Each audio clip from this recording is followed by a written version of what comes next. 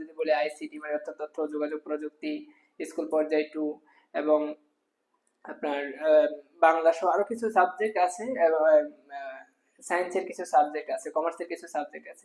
এগুলো সবসময় শূন্যপদ থাকবেই।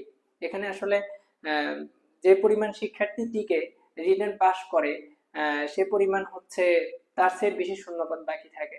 ঠিক আছে, সুতরাং আপনারা একটু রিল্যাক্স থাকতে পারেন। পাশাপাশি যারা ভাইবা দিচ্ছেন আপনারা সবাই মনোবল শক্ত রাখবেন। দেখেন, একটা বিষয় হচ্ছে কি, আপনি ফেল করতে পারেন।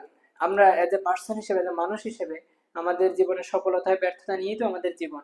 ঠিক আছে, তারপরে আপনি ভাইবা কতটা ভালো করেছেন সেটা কিন্তু আপনি ভালো জানেন, অন্যরা কিন্তু জানে না। তো আপনি আপনার ভিতরে কতটুকু কনফিডেন্স রাখবেন সেটা আপনিই ভালো জানেন। এবং আমি বলবো আপনার রেজাল্ট পাবলিশ হওয়ার আগের দিন পর্যন্ত, আগ মুহূর্ত পর্যন্ত আপনি পজিটিভ থাকেন। ঠিক আছে, এইটুকু আপনি ধারণা রাখেন যে ভাইবা যদি 5 জন ছেলেও পাশ করে তার মধ্যে আমার সাবজেক্টে আমি একজন থাকবো ইনশাল্লাহ। এরকম ভাবে আপনি কনফিডেন্স রাখেন।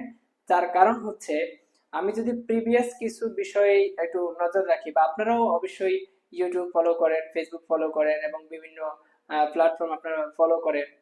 এনটিআরসি যেহেতু আপনি শিক্ষক নিবন্ধনের ভাইবা দিচ্ছেন, অবশ্যই আপনি বিভিন্ন রিসার্চের সাথে মানে বিভিন্ন জনের সাথে আপনি পরিচিত আছে। আপনি একটু খেয়াল করে দেখবেন অতীতে যারা 17তম 16তম ভাইবা দিয়েছেন তারা ভাইবা বোর্ডে গিয়ে একটা প্রশ্নের উত্তরে দিতে পারেন নাই, অথচ তারা পাশ করে ফেলছেন, ভাইবা উত্তীর্ণ হয়েছেন এবং শিক্ষক